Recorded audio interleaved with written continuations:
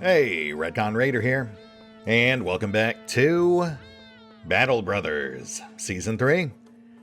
As today, with a heavy heart, we see off Eerie Vaughn, down a knee, but still alive. And we usher a new raider into the fold, Diego Abalos, the choicest of the various peddlers on offer, which, is a relative term. Obviously, as a non-combatant, he's not great in the fight. He has subpar stats in melee, fatigue, and morale. But he did roll halfway decently on defense. Not as good as he could have, but I've got to say, given the star placement, I think he's got some potential as a replacement tank. Definitely won't be as handy with a spear as Eerie was, but he might be handier with a shield. Plus, of course, the added utility of having a peddler on hand. That's it. Welcome aboard, Diego. Now let's jam through the rest of these level ups real quick. And they are all pretty straightforward. Thankfully, we're finally rolling halfway decently on most of these, so we'll just bump up areas that need to be bumped. Not sure where we're going with Drakiith just yet, so I think we're going to sit on that level 6 perk for now. Then we've got Tommy, who of course we're training up to become a second thrower, which means they're largely just emulating Valen's build. So, student first. That will make them a bit of a glass cannon. We'll need to be careful with them. But hopefully it should work out in the long run, especially with rolls like that. And yeah, let's go ahead and start bumping up Resolve. That's their weakest point. Though we're also going to need to bank some other stuff long term. Health, fatigue, more initiative, of course. A lot of work to do on that one. McLeod. He is pretty much destined to just be a straightforward frontliner, which means his starter perk is Colossus. And then for stat rolls, knocked it out of the park. We'll take the max melee, we'll take the max defense, and then we'll go ahead and shore up Resolve. Very strong start for our new Dog of War. Next up, Val. And this is a big level for him. He breaks 70 on range, and 100 on initiative. And then, you know what? Let's go ahead and bump up his range defense. I think both of our throwers are going to need at least 10 there. We're essentially building them as glass cannon, so we should take at least some measures to keep them slightly safer. And for his perk, we'll grab Throwing Mastery. Reduced fatigue buildup, massive boost on damage. Applies to both thrown weapons and to slings, which is why we've got a sling on him as a secondary. And with that out of the way, let's go ahead and grab our next contract, which unfortunately is probably Ifrit, something I usually try to avoid. Those guys are rough, we're really not kitted to take them on. But we do want that potion, so a one skull's the way to do it. A vizier by the name of Sawar ibn Tayyib, the master astrologer, greets you, though all the grace in the meeting is entirely invested in the bureaucratic side of the discussion. Groundling, Ifrit stalk the sands. Your services have been summoned to help deal with it. If you do not agree to the compensation of 760 crowns, then we shall summon ourselves another in your stead. Refreshingly straightforward. Yeah, we can take care of that, but we are going to need slightly more than you're offering.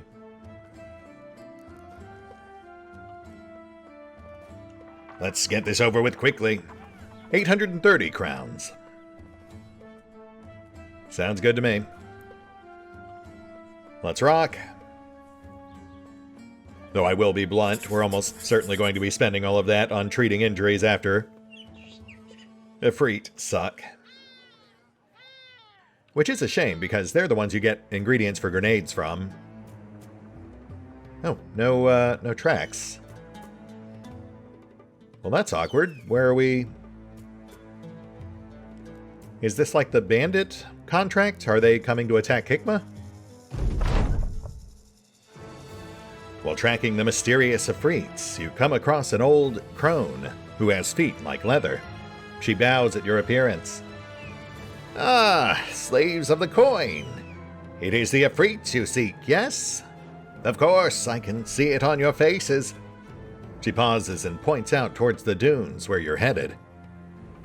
We are of these lands, understand? We are one with them. And when we banish and harm and be cruel to one another, the sands take the sides of the one who have been wronged. Fear yourself, not the monster, but the reason it has been created. For that reason permeates these sands, and in that reasoning you shall slay but one monster, but not salt the waters which cause it to spring eternal. Yeah, well, I mean, we've been hired to kill specific monsters, not to change your entire culture. So I don't know what you want me to say to that. No directions either, so I guess we just keep wandering. Here we go. Is this our target, or is this something else?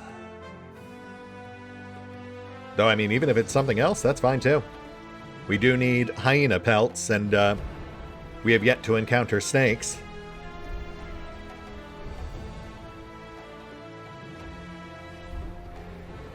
Oh, nope, that's them. 9 of them. Of course there'd be 9. Just enough that they can adopt their most powerful form. One sec, let me just swap out our spear. And I guess the dagger while we're at it. We need to chop these things down quick. As soon as we destroy one, we can stop them from fusing into their largest form. And you know what? Let's... Are you following me? Can I lure you? No, you are not. Okay, fair enough. Fair enough, we'll do this the hard way.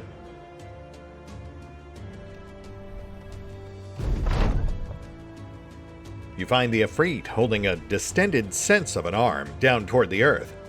Sand blows out of the arm and the grains press a dead body into the desert, the force ripping away the clothes and then peppering open the flesh. Then it is stripped to the bone entirely. And when the Ifrit is done, it turns to you and ferociously growls. Yeah, that sounds about right. All right, Raiders. To those who are about to die, etc., etc.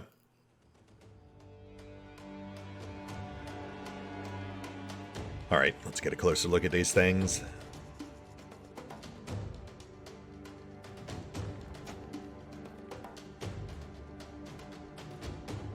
Okay, good. That's not nearly as bad as it could have been. No point in attacking on round 1, they're just going to merge, which will instantly heal any damage we do to them. So for now, we just need to close the distance, get on top of them before they can start literally cannonballing us.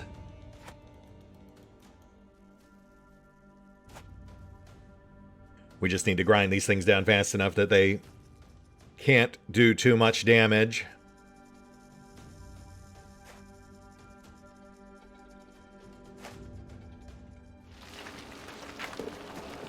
Yeah, there they go. Like a shimmering heat mirage, the strange, sentient stones sift and merge. Shit, okay, no, that's not gonna work. But press the assault, maybe we'll get lucky.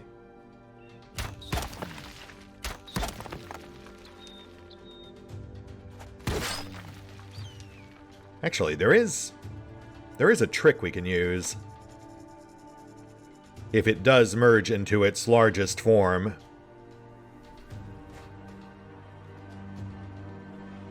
For now, let's just focus on surrounding them.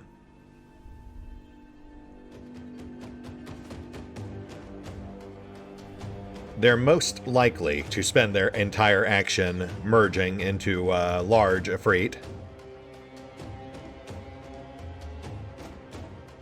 But there is a chance they'll start fighting back instead.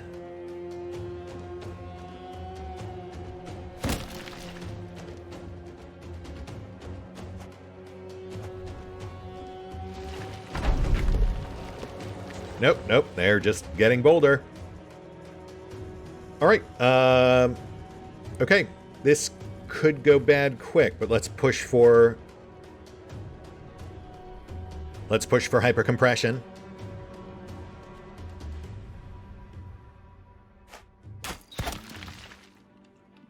The massive stone brute towers over the raiders, but they push forward undaunted.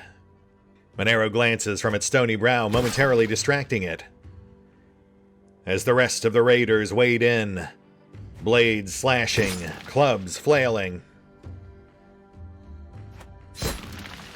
Blow after blow bounces from its literally stony hide.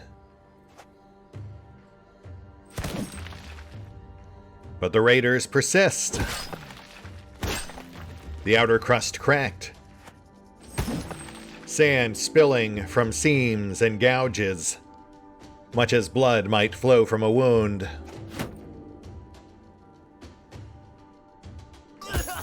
Oh, gosh. A massive arm-like limb comes down. Cetrus raises his shield, but is buried nonetheless. His arm twisted back, the joint audibly cracking with a loud, sickening pop.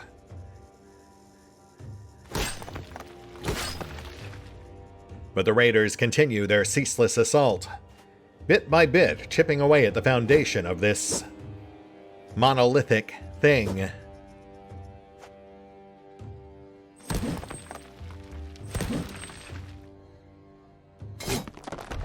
Yes, perfect. And finally, with a deft strike of his pike, Revenant tears its leg out from under it, and the thing goes down. Parts scattered across the surrounding dunes, quickly flowing back together, but the raiders kick them away, allowing only one to reform.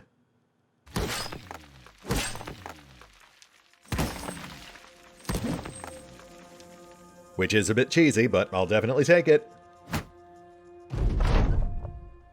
Yeah, we essentially starved it of open spaces. Normally, when you destroy a larger Efreet like that, it breaks into the smaller parts that formed it, minus one small Efreet. But in this case, because there were no open adjacent spaces, it literally couldn't. We effectively killed the equivalent of 6 small Efreet at once.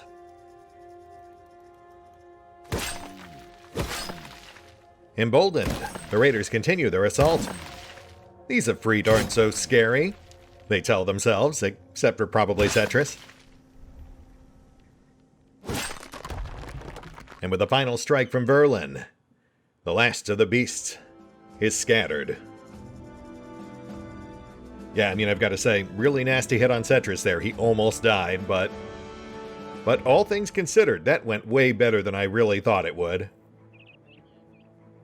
Which also nets us another potion. The Potion of Stone Skin. With this potion, a common man may take on the aspects of that most frightful of foes, the Efreet of the southern deserts. Gain the Devil's Stone Skin and laugh at your foes as they break their weapons upon you. Side effects may include itchiness. Plus 25 armor. Not a huge game changer, but certainly a welcome bonus. And then aside from that, a couple of sulfurous rocks and a glittering rock. The sulfurous used for grenades, and the glittering rock just being a treasure item.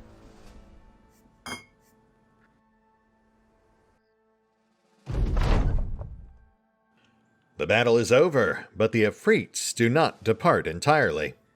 The sands which made their bodies bubble, and the stones which framed their bodies, shift and tremble angrily. You can hear the hiss, not of some monstrosity at all, but what is clearly the sound of humans. They hiss the sound right at your ears. You twist around to find nothing. They hiss behind you again.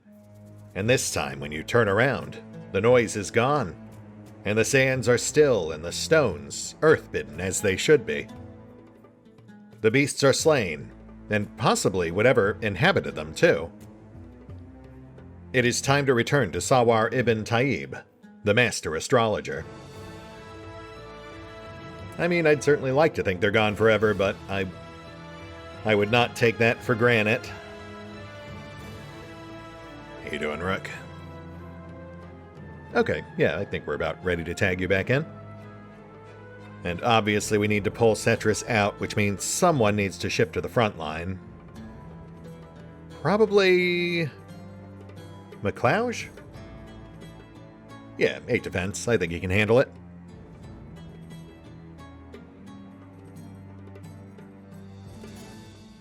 But I'll hold off on that for a sec. Let's go grab our pay, then I'll pause for bookkeeping, get all that sorted.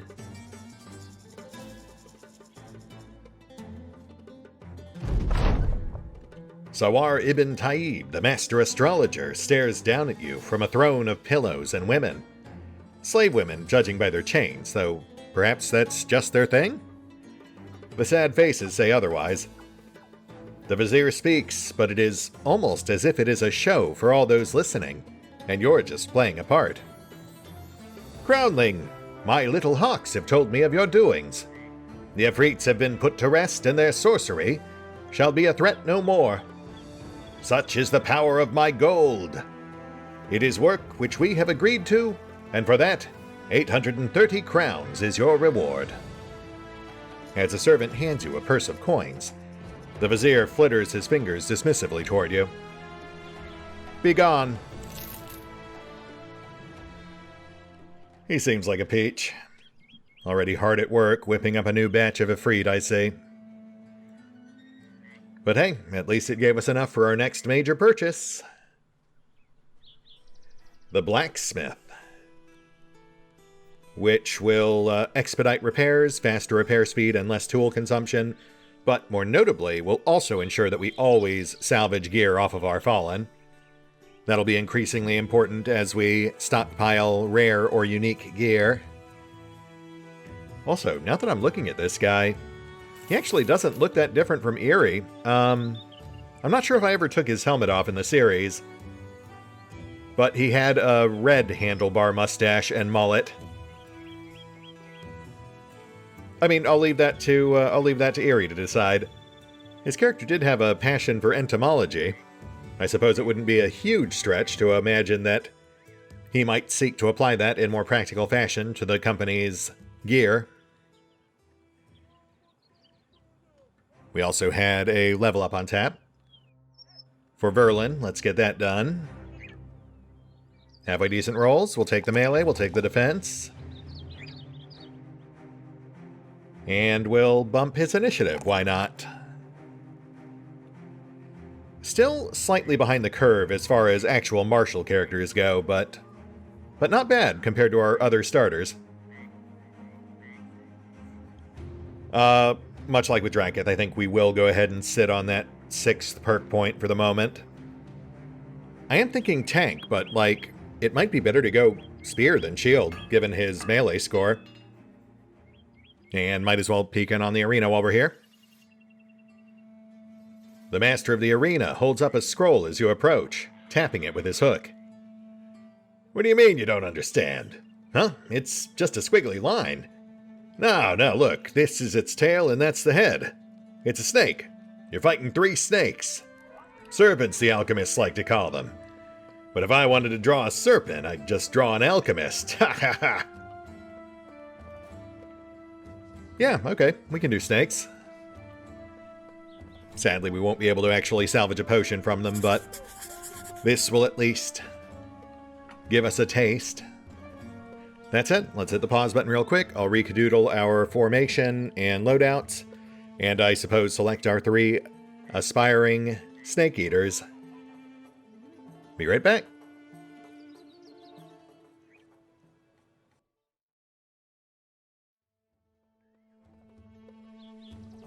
And we're back.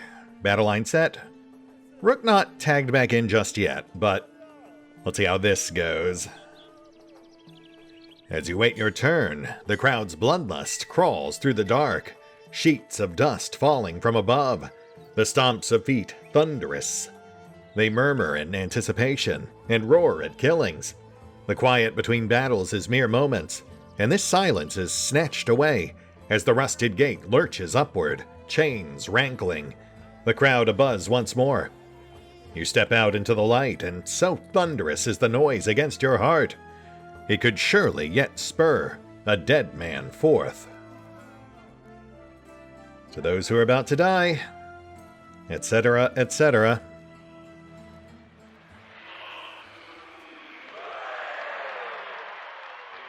The long, loping forms of sinister serpents slide through the sand. The raiders stand wary, unfamiliar with these particular foes, but quickly consolidating their position. They start on the defensive, wary of what these strange new beasts might do.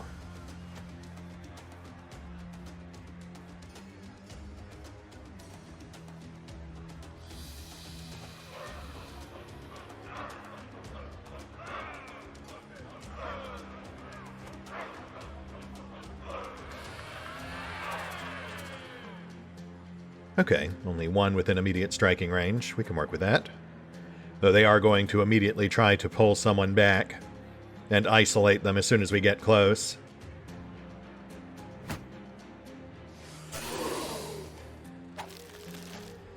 There it is. Drakiith moves in, shield deflecting a sudden lightning-swift strike.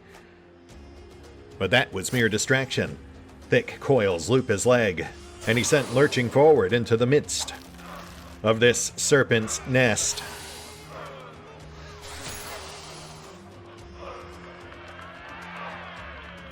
Despite being forcibly separated, the raiders stay focused.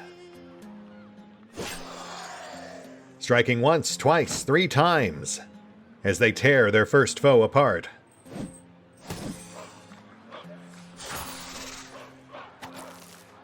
And Drakiith is dragged ever further backward, greedily hoarded by the beasts that would still yet devour him.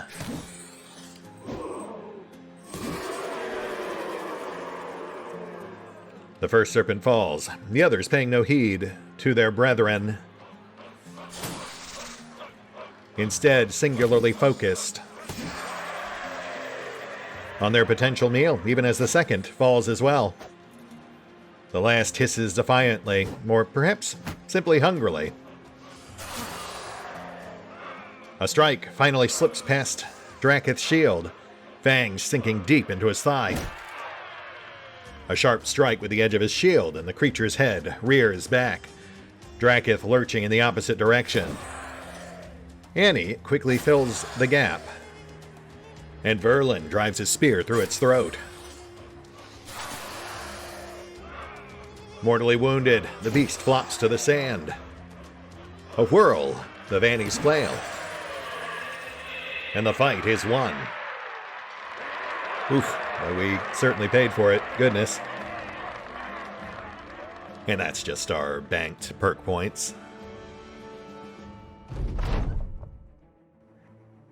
The Arena Master is waiting for you.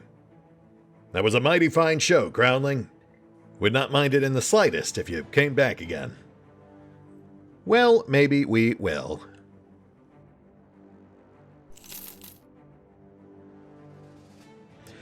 Alright, Drak, onto the bench. Sorry, bud. And then, yeah, we'll just slot Rook right in. Suppose we should treat Drakiith's wound. Pricey, but either that or risk infection.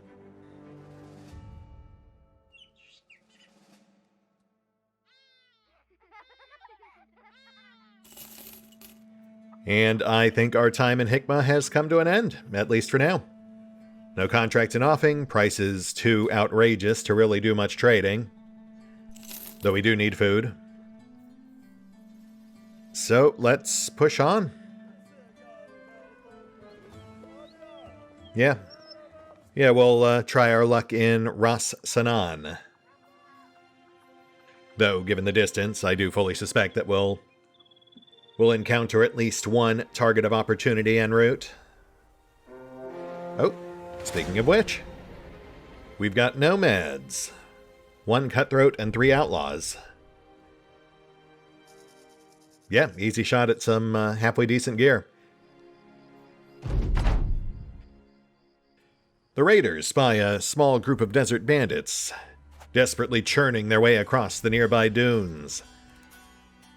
Chasing would-be prey, perhaps?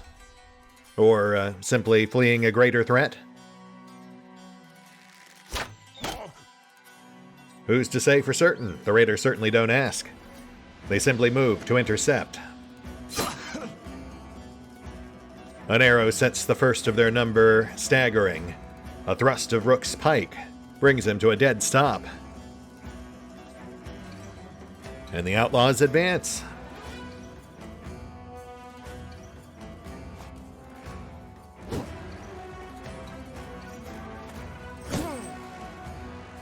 Annie engages the axeman, flail whirling. A savage kick from Verlin sends a spearman stumbling right into her shield. McLeod lunges forward, blade catching on a nomad's robes.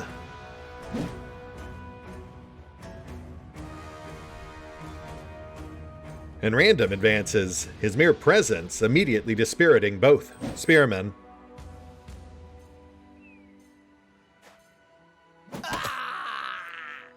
Val steps up, javelin hoisted and then hurled, running a man through, his body sagging as it's kept awkwardly propped upright by the projectile that killed him.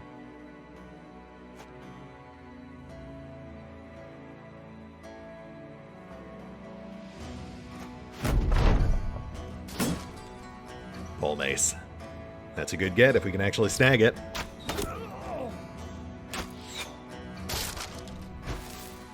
Annie's shield splinters neath the swing of a heavy axe. On the south, Diego tears the throat from the second bandit spearman. The rest of the raiders hold, waiting for an open approach.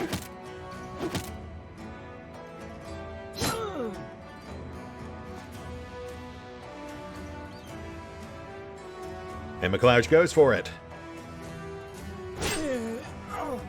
Sliding past the injured axeman, killing him in passing.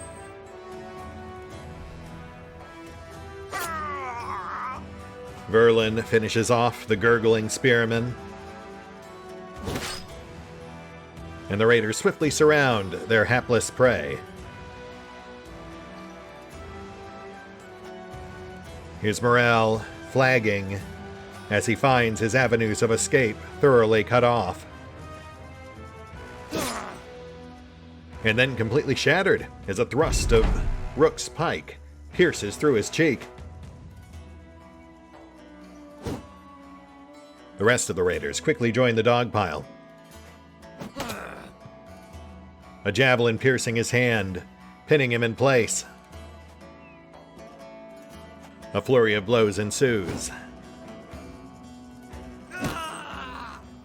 Until finally, Annie strikes the final telling blow, painting the desert sands. The corpse is quickly rolled, his prized pole mace retrieved, along with various other odds and ends. Not much of a fight, but a quick and profitable detour for the raiders.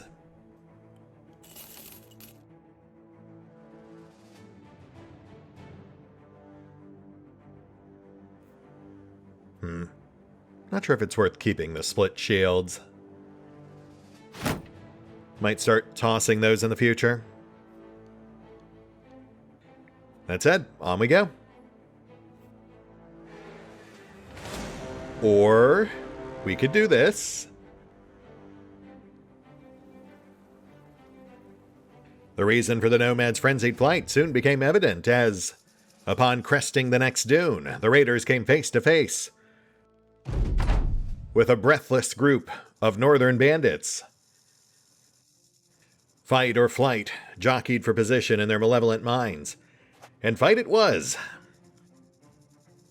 The ruthless ruffians rushed to meet their own demise.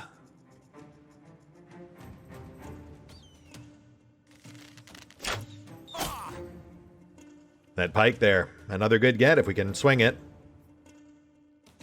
No helmet, so that's an easy kill with a flail. Honestly, most of these guys are easy kills with flails.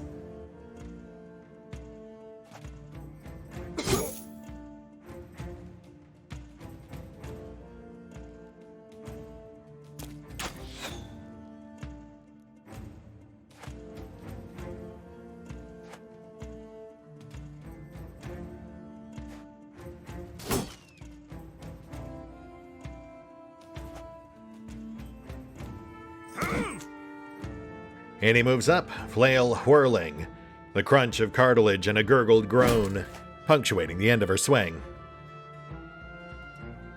Verlin kicks back a swordsman, buying Rook some space. McLauge moves up, lashing at a bloodied bandit. Rassel quick to join him. The Raiders' line swiftly reforms, holding the bandits at bay. A javelin arcs, tearing through a duelist's shoulder.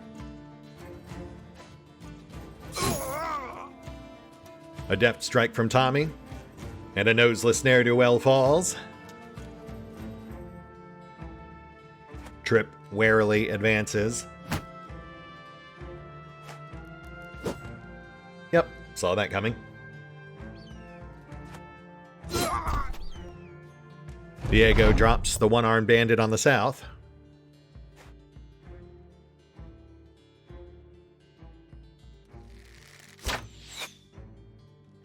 And the battle continues, clearly tilting in the Raiders' favor.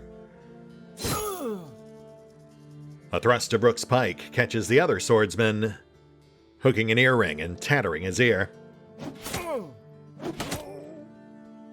A bandit axeman stumbles, pinwheeled in place by a javelin through the arm. A thrust from Rev likewise maims the bandit pikeman.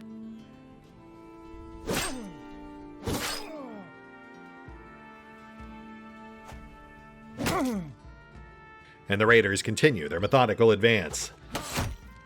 A crushing blow from Rassel met with the crunch of multiple ribs. The unfortunate axeman attached, desperately seeking escape.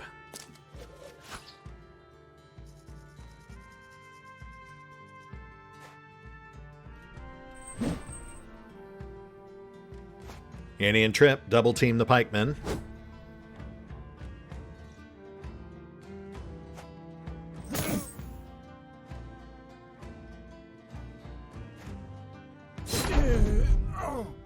Tommy puts down the axeman as he tries to run. An arrow sinks deep into the chest of the bandit bowman.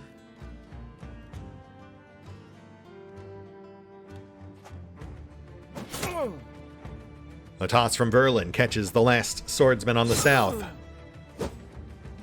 almost literally cramming it down his throat.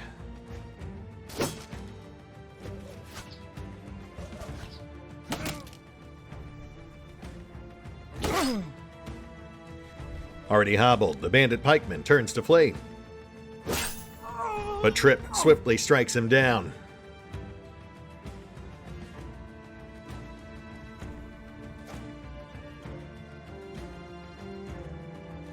McLauge moves up, and Warrior is unleashed. 200 pounds of furry fury make short work of the unfortunate swordsman. His hamstring torn out as he's dropped howling to the ground. But Warrior's already moved on, sights set on the bandit bowman. The rest of the Raiders move to support, knowing better than to let Warrior face this threat alone. But perhaps their concern was unwarranted. Another gnash of Warrior's teeth. The bandit bowman drops, clutching at his ruined throat. And the slinger, horrified at this hirsute harrier, throws down his staff, perhaps seeking to surrender, to parley, to simply lighten his load before he sprints away. Whatever his plans, we'll never know. A swing from Rassel's club and his leg shatters. A second swing, and his skull does the same. Nicely done, Raiders! Hey, and there's that pike. Fantastic. Not much else of note in this particular pull. I mean, the nasal helm's nice. Also gold, modest supplies. Plus a few level ups, of course. Let's go ahead and knock those out. Starting with our daring dog master, McLeod, who's just hitting level 3. That means dodge. And some pretty decent rolls, too. We'll take the max roll in melee, the 2 in defense. And yeah, let's say the full 5 in initiative. Plus dodge, of course. Which makes initiative even more important. Followed by Random, who finally finds some luck. My goodness. Though, sadly, it does still leave him pretty far behind the curve, especially on defense. But, you know, we'll take it. I think at this point it is pretty well established we're going to have to stick with the shield on him, so you know what? Let's...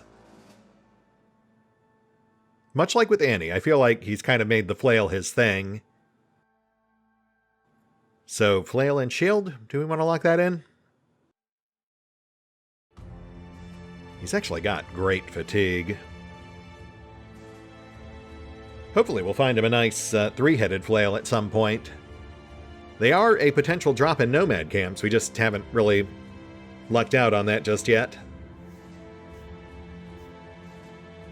Verlin's still sitting on that perk point. And Tommy, already hitting level 3.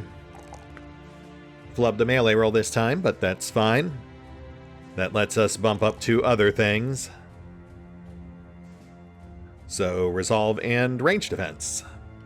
You know, again, much like with Val, we're building Tommy to be a glass cannon, so best take appropriate measures.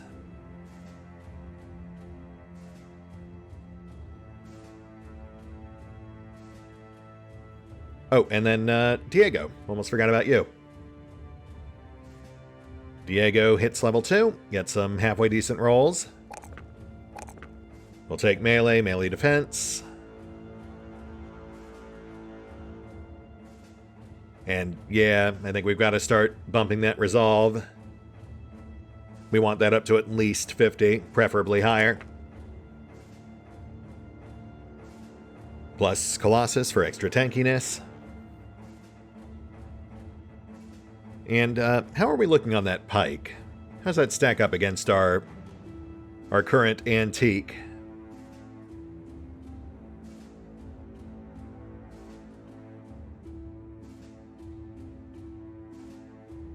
Okay. Interesting. It's actually pretty comparable on damage.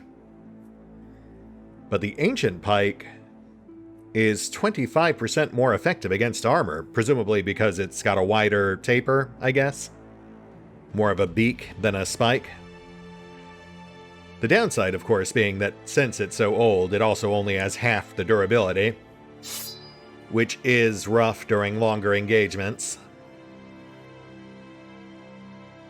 Which I suppose does free it up for our other backliners. Though we do have that pole mace, too. You know what? No, I'll think on that. Let's just keep moving for now. Oh, look at that. Thus solving the mystery of why so many beleaguered bandits were fleeing right into us. As well, perhaps, as their potential place of origin. Outlaws and archers. You know what? Sure, why not? We've got a few minutes to kill. What's the worst that could happen? The raiders find their bloody work applauded by a group of breathless guardsmen who themselves had set off in pursuit of the now deceased prey. You know, there's plenty more where those came from, one of the guards laughs, thumbing over his shoulder towards a camp on a distant dune. Though clearly said in jest, the raiders nonetheless took it as invitation. Flash forward to now, as arrows rain overhead. And yet another battle is joined.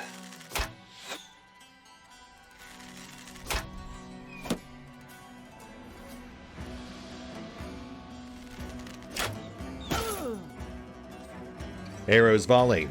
McLeod injured in the initial exchange. Bowman piercing a bandit's hand in return.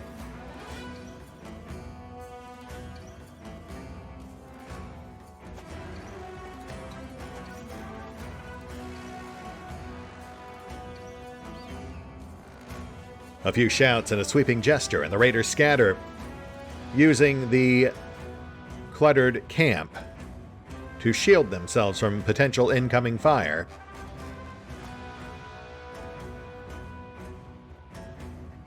Yeah, general game plan here is to hit them fast and hard.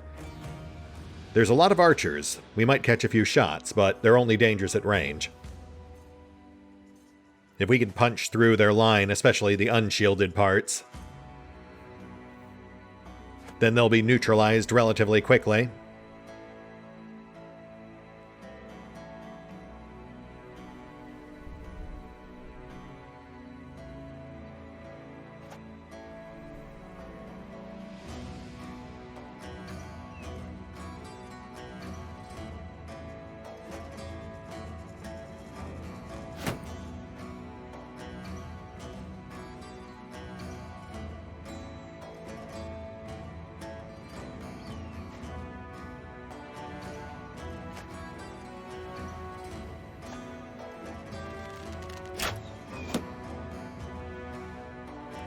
Perhaps sensing their imminent demise, the archers begin to slowly backpedal, scattered shots clattering off the raiders' shields.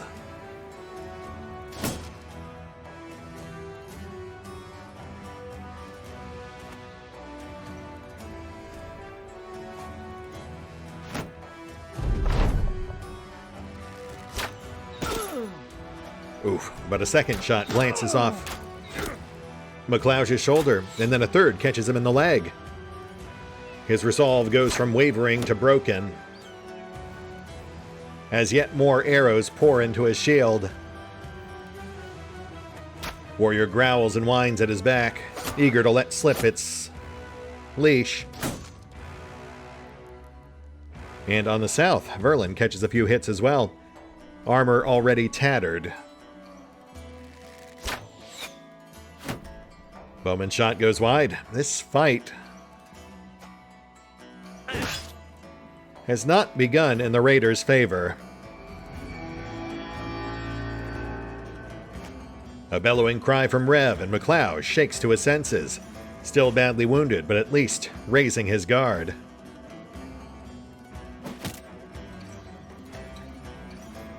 Oh boy. I should have stacked more people on the south, I think. But we also have less cover there, so I mean that would have left them open to a lot of potential fire.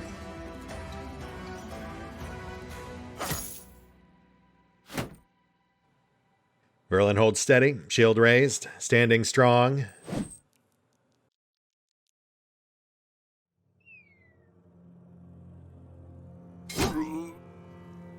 Rook tears into the one-handed bludgeoner. Diego clumsily miming his motion, but failing to find his mark.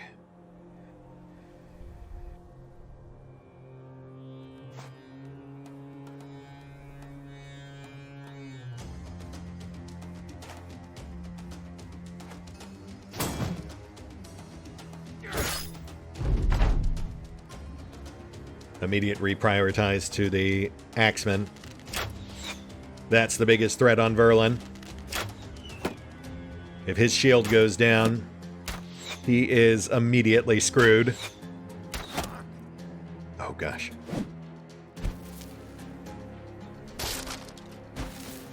Yeah, alright, well, nice knowing you, Verlin. A random acts of violence and Verlin's shield splinters. Dazed and reeling, the badly wounded anatomist stumbles. Another shot from Bowman, this time piercing an enemy archer's leg.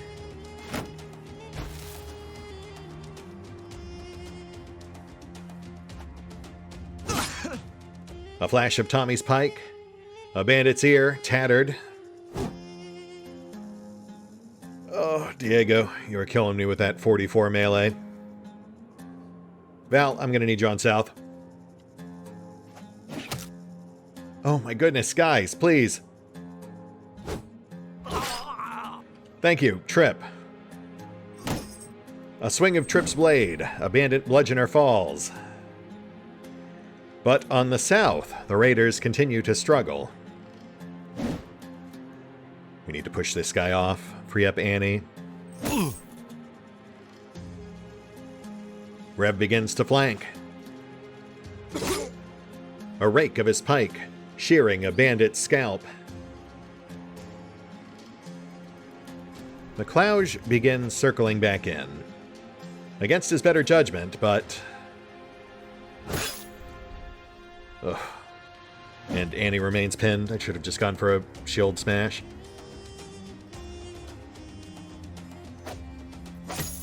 Verlin fights on. Now with a double-fisted grip on his spear.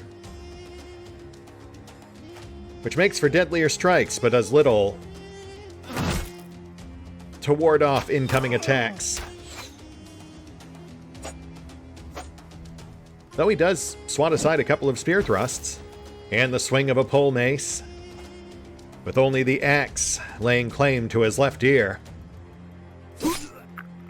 Rook finally rallies, a thrust tearing down the bandit pole armor. Arrow fires into the throng, one finding its mark.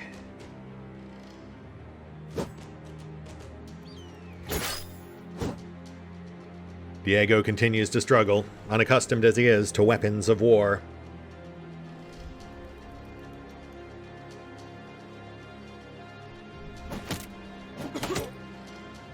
A javelin slices into an archer, pinning his arm to his side. And Random enters the fray.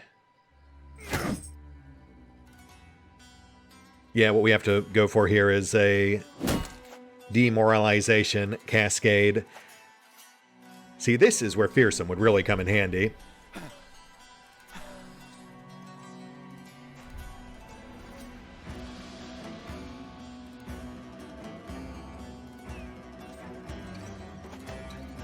Oh, no, didn't leave enough. Right, we'll unleash Warrior next round. Just hang in there, Verlin. We got you. I hope.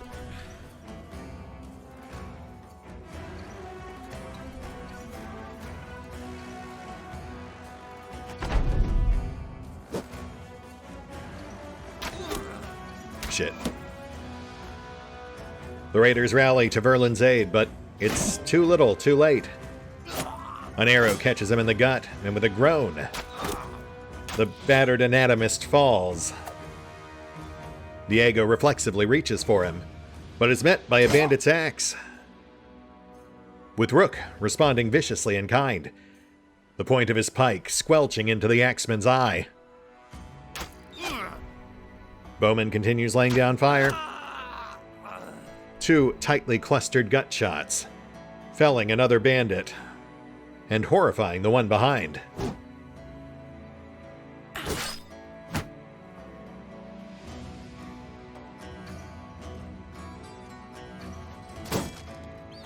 The fight continues, brutal and bloody.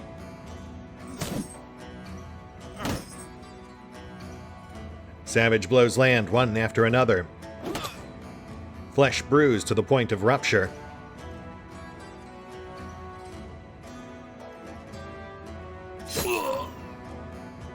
A bandit shieldman howls as half his face is peeled away by Tommy's pike.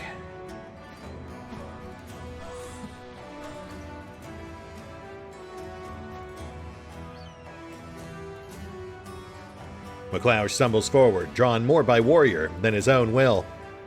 A flick of his wrist. The dog of war let slip.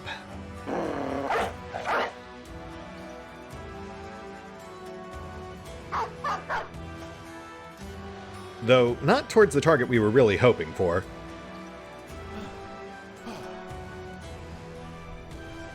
Annie hangs back, gasping for breath. Wrestle as well.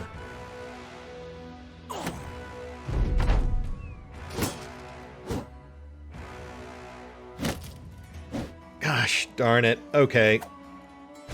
Clipped by a mace. Warrior is stunned. The bandit axeman ducks Rook's pike. Oh, shit! And with a colossal swing, the bloodied bandit finds the wrong mark, his axe biting deep into the neck of the spearman at his side. And just like that, the tide of battle is turned. Trip cuts down the shieldmen.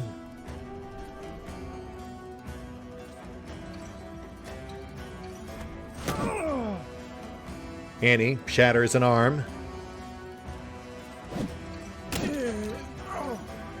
Wrestle quickly fells that one-armed foe. Val readies another javelin, sinking it deep into an archer's side.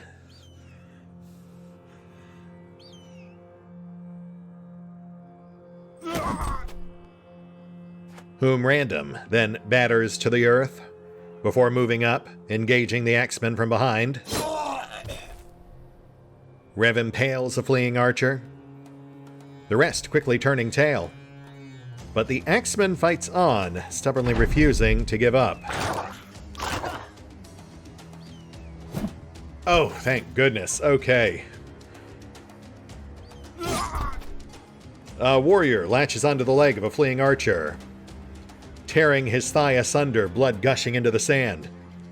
Behind them, Diego finally lands a hit, dropping the flailing and frenzied axeman to the earth.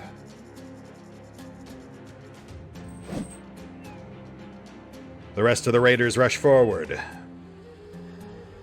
eager to fell the final foes. Even as Rook briefly checks on the fallen Verlin. Still alive, but status ultimately unknown.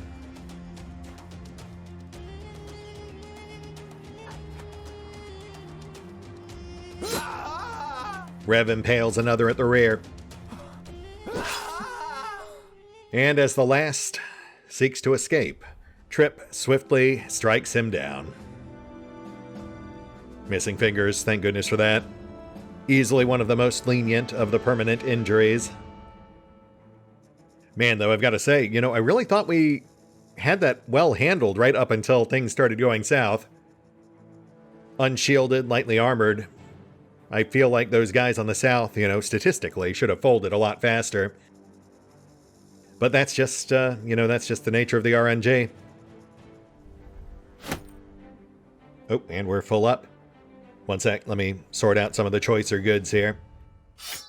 I mean, at the very least, we got a good price for poor Verlin's fingers. And in the grand scheme of things, that's only like a...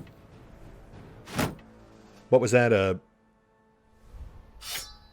5% loss, so... A 4-point swing on his current melee skill. Unfortunate, but not a career ender. I think that also cements his future as a shieldman as opposed to a spearman. The extra defense buff from Shieldmaster might have actually made a tangible difference there. That said, what's done is done. I live with the consequences of my ill-conceived actions.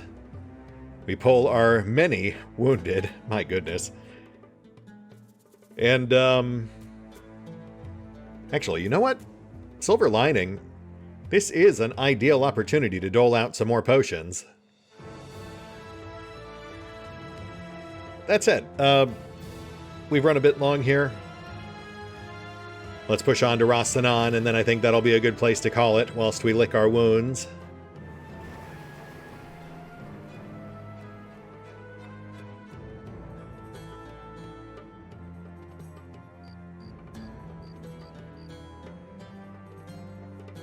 Ambush trade routes, 2 contracts in offing, one of which is likely bandits.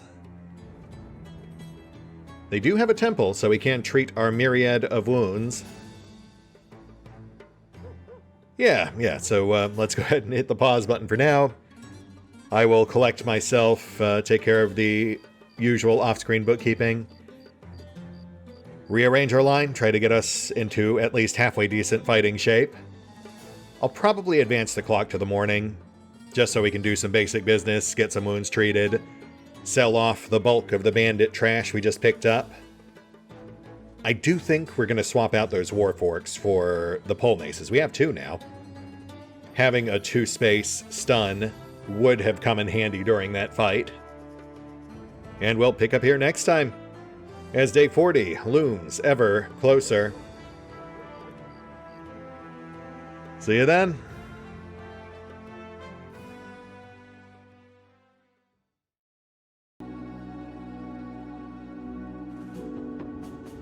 Oh, and special thanks to the Raiders, the fine folks who help make these videos possible, including but not limited to Eerie V23, Revenant, Alois, Arrow Bowman, Dragon Matrix 7, Drakiith, EgonAlter, Exsellsior, Gottlieb, James Trimmier, Kazorm, Lady Shayna, Mark Giemza, Nathan Welch Jr., OverlordPherom, RandomPassrby, RobbyB, Tomasz Piątkowski, Triphoppenskip, and Valinrook. Thanks for your support, guys. That said, if you'd also like to help support the channel, then feel free to push the buttons that do the things. Trust me, it does make a difference.